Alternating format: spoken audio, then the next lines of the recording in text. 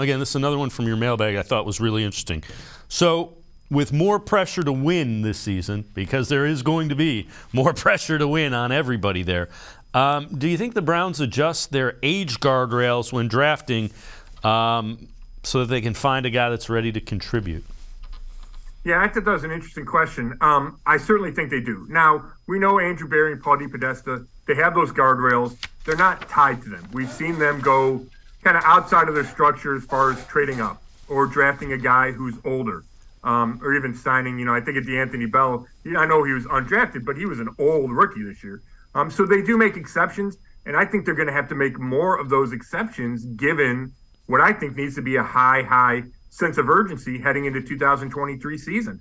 So yeah, if you're faced with drafting a guy that's 20 and you think, hey, he's going to be really good 3 years from now, well, maybe you don't have that third year, right? So I do think whether it's trading draft picks for veterans right now for, this year, or drafting guys that you think are ready to come in and contribute, I think that will change because there probably isn't the same latitude to let your draft picks develop.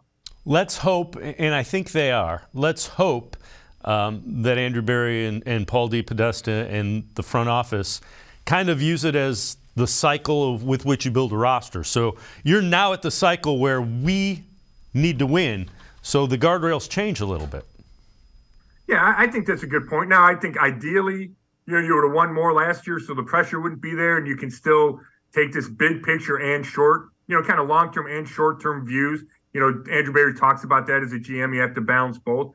But I think the clock or the calendar changed because of back-to-back disappointing non-playoff seasons.